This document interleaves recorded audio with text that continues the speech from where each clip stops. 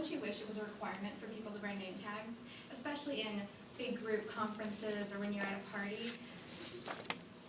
There's always some kind of distraction going on when you're going to meet someone. It doesn't matter if there's loud music and you can't hear what they're saying, or if you're waiting for an important phone call. These distractions keep us from actually hearing the person's name. So by the time they're walking away and we realize, I have no idea if he said John or Jonathan, and it's probably important, and that probably could get me a raise someday. It's too late to ask, and it's going to be an awkward pause. You can feel it.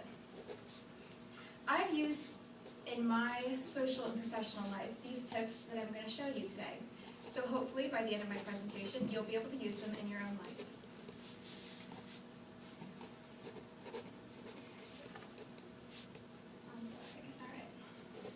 Why is it important for people to remember another person's name? How can you? And what happens if you forget? Today, I will show you all of these 3 points. Why it's important to remember someone's name. A person puts their individuality in the way they look, and more specifically, in their name. So when you remember, hi Amber, Amber, how are you? You look very pretty today. That makes the person smile, and you feel great. Someone said your name. 100% of you all said that you like when someone says your name. So when I say, Jack, your vest is very snazzy, and I thought you looked very professional, it's better than if you just gave some kind of compliment. It makes it seem more meaningful because you used the person's name. It shows that you're a caring person, and you've listened and noticed something about them. For the business world, this shows if you can remember certain things about your boss, like their name or the part-time secretary, and you remember and you're nice. That shows that you have initiative, it shows off your people skills, and it shows that you value hard work. Jacqueline Whitmore published a book in 2011 called How to Mingle, Network, and Remember Names. In it, she states that remembering names is a great way to succeed in business. When people hear their names, they feel closer and more connected to the person who said it.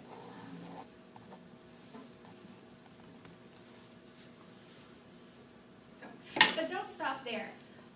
Whenever you can mention something a little specific about someone else, like, hey, how's Danielle doing in soccer, to your boss, that can always earn you some unspoken brownie points.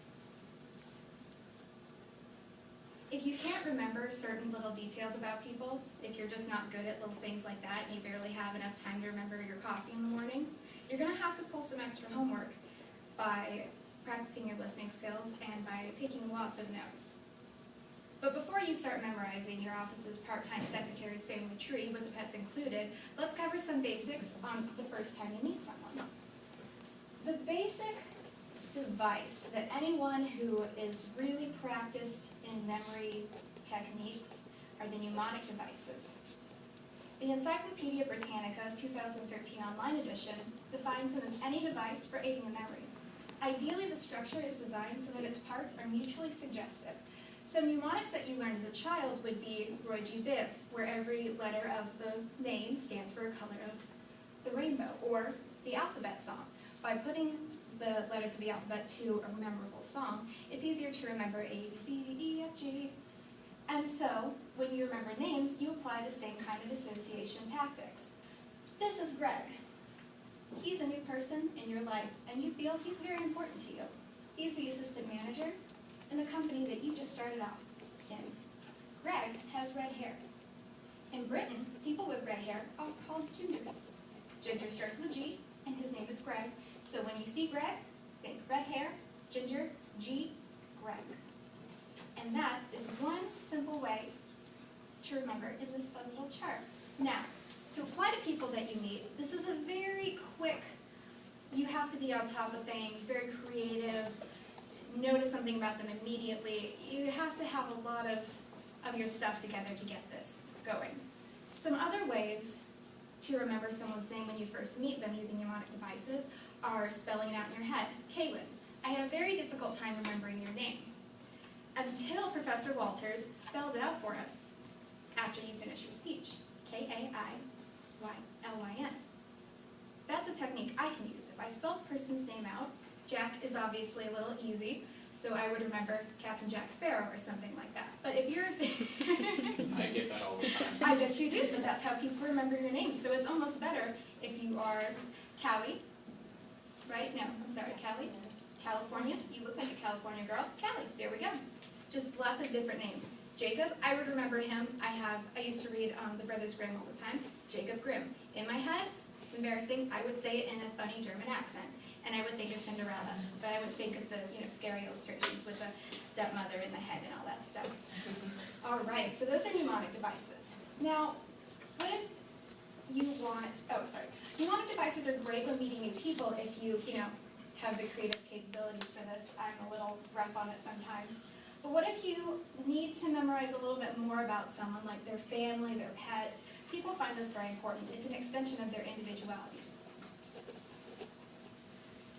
In 1936, Dale Carnegie published the first best-selling self-help book, How to Win Friends and Influence People.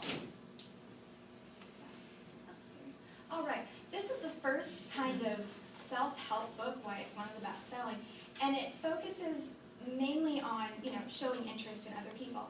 Today I want to focus on his 6 ways, which it didn't pop up, I'm so sorry. The 6 ways to get people to like you.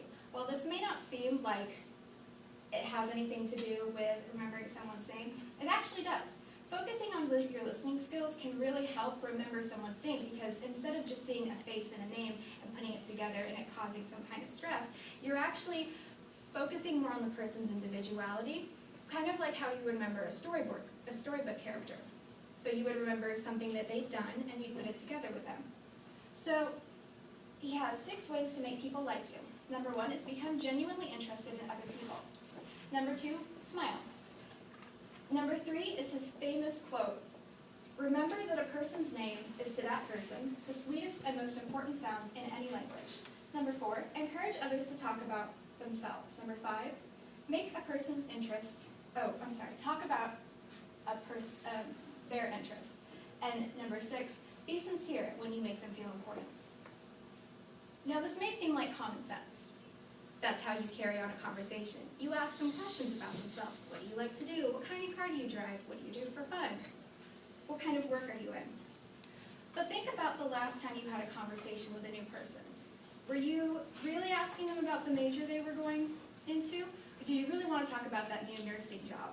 Did you really want to talk about the foot in the door that you were going to get tomorrow? The new internship that you had? Were you focusing on yourself or were you focusing on them? And that's the key. You always want to be developing your listening skills, because it doesn't just help you remember people's names, it helps you all through life. All right. I personally find Dale Carnegie's method better over mnemonic devices, because mnemonic device, again, I am creative, but not in a circumstantial kind of way. I'm a people-oriented listener. So when someone tells me, like when you talked about your dad in Florida, I will always remember that because that applies to me and I can remember something about them. It's better than, Jack Sparrow. So, but of course, people are different, and it all comes down to you knowing yourself, what kind of listener you are, how you remember things, and how you recall information.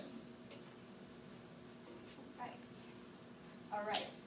Now what do you do when you can't remember someone's name? What happens when you draw a blank and all you can think is, hey you, or hey, what's her face, and there's that terrible, awkward silence that everybody hates. All right, stalk them. Take the initiative.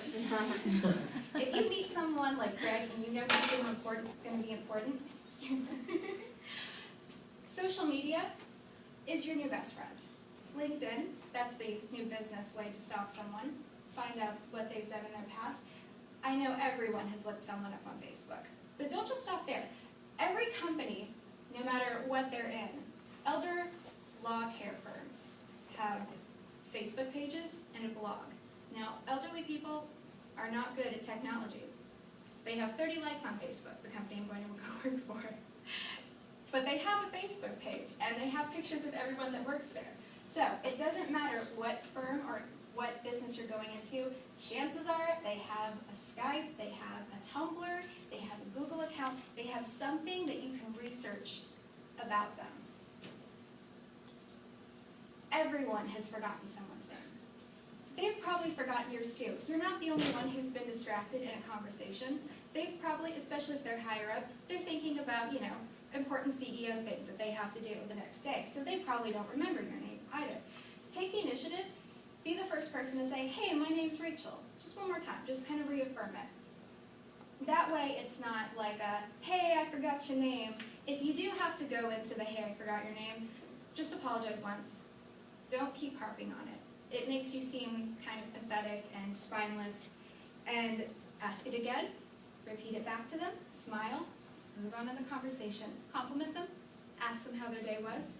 Show them that you asked, not just because you were nervous or something, but because you really care about them. In my experiences, especially social circumstances, when I ask someone I met at a party what their name was, they get really like, oh, you cared about me. You actually want to know my name.